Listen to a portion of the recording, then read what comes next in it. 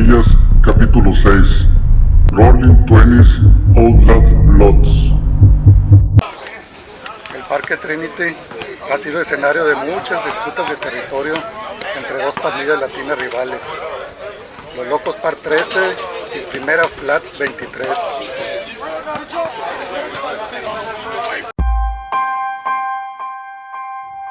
Activate subtitles for your language.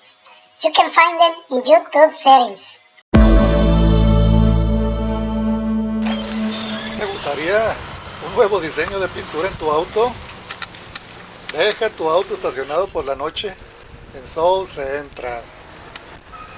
Las pandillas del área se van a encargar del resto. Este territorio lo comparten dos pandillas rivales, Side 13 y Rolling Twenties Outlaw Bloods. Los Rolling Twenties Outlaw Bloods son una pandilla callejera afroamericana. También se les conoce como los Outlaw Twenties. Ellos están ubicados en el lado este del sur de Los Ángeles, California. Algunas personas creen que los Outlaw Twenties son un subconjunto de los Rolling Twenties Neighborhood Bloods. También te decía, todos están ubicados en el lado oeste del sur de Los Ángeles. Y son dos pandillas totalmente diferentes.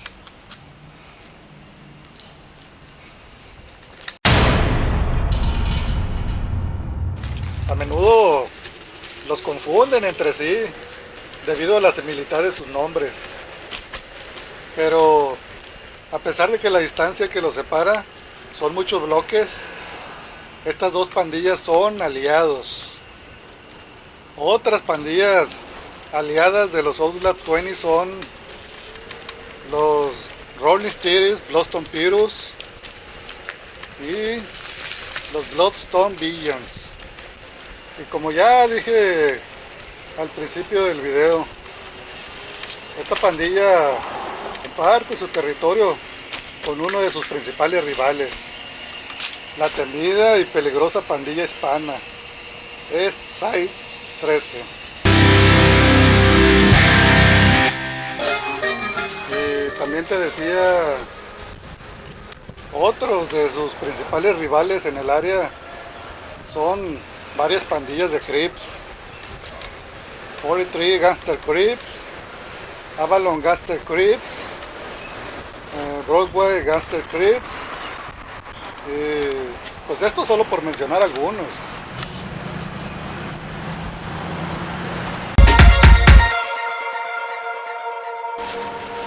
Y después, los primeros indicios que se sabe de esta pandilla es desde los años 60.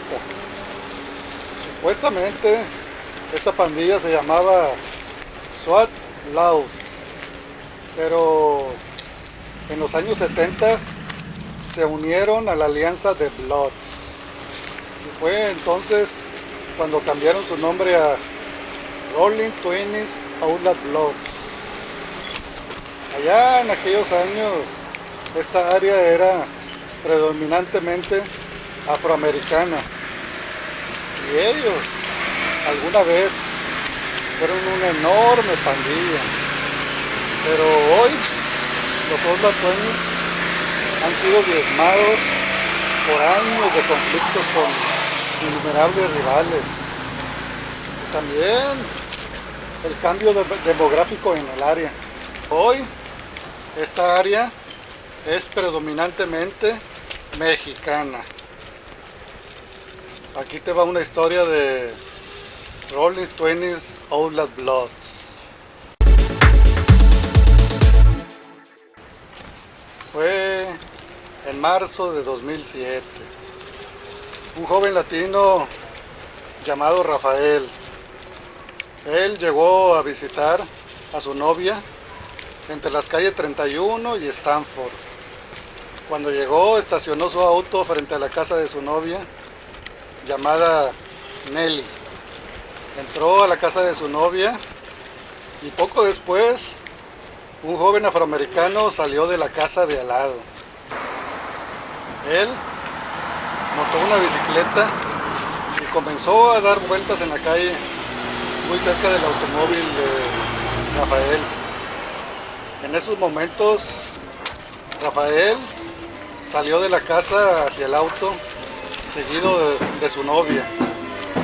Este Rafael llevaba un gran oso de peluche blanco. Él abrió la puerta del auto para su novia de una manera muy caballerosa y colocó el oso de peluche en el asiento trasero del auto. En ese entonces el joven afroamericano se acercó en su bicicleta al auto y chocó su bicicleta contra la puerta principal del auto. Entonces él disparó repetidamente un arma de fuego contra Rafael y Nelly. Este muchacho afroamericano después montó su bicicleta y se alejó del lugar. Como te estaba diciendo, estos pobres muchachos, Rafael y Nelly, murieron cada uno de múltiples heridas de bala.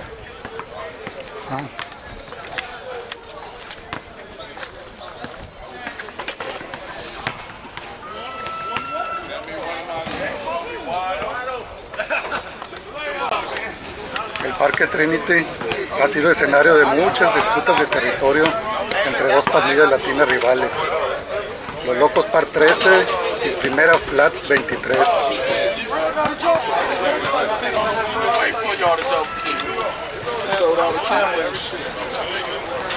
Hoy parece que andan muchos de estos que visten el color rojo. Pues sigamos nuestro camino y déjate sigo contando la historia.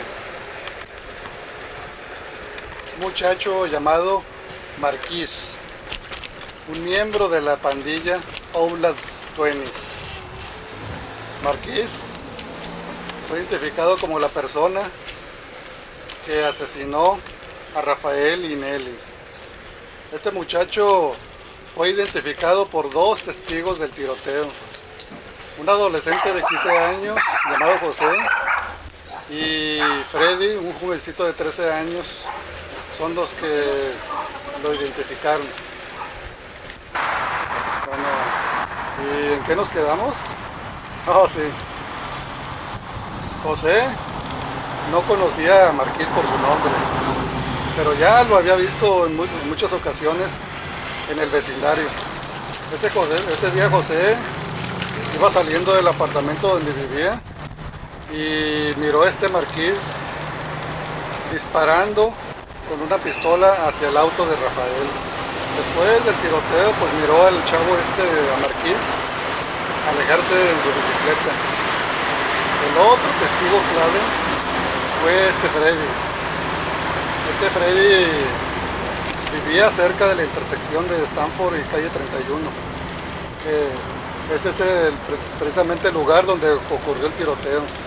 Y entre 10 o 20 minutos del tiroteo, este Freddy había visto a Marquis sentado en una bicicleta en el patio delantero de su casa. Y este jovencito Freddy había testificado en el juicio que Marquis llevaba una camisa blanca y pantaloncillos negros y que traía una bicicleta verde y con negro.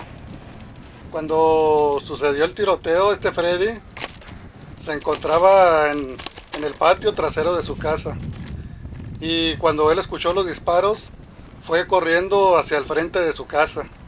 Y pues fue entonces cuando este Freddy vio a Rafael acostado junto al auto y también reconoció a Nelly acostada y pobrecita balaceada en el asiento del pasajero del auto.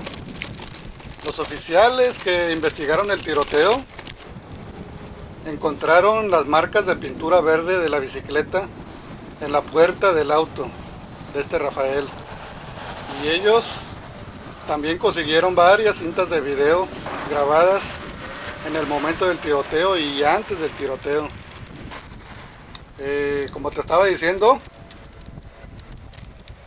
una de las cintas mostraba a un joven afroamericano dando vueltas en su bicicleta antes de que la pareja saliera de la casa y el joven afroamericano chocara su bicicleta contra el automóvil, disparando tiros al automóvil.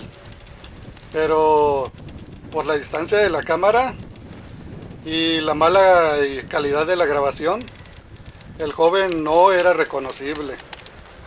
Pero otra cinta de video cerca del lugar mostraba a un joven afroamericano en una bicicleta, la bicicleta verde, con una camiseta blanca y pantalones cortos negros de baloncesto. Y otra grabación de video muy cerca del lugar, una hora antes del tiroteo, de una licorería cercana.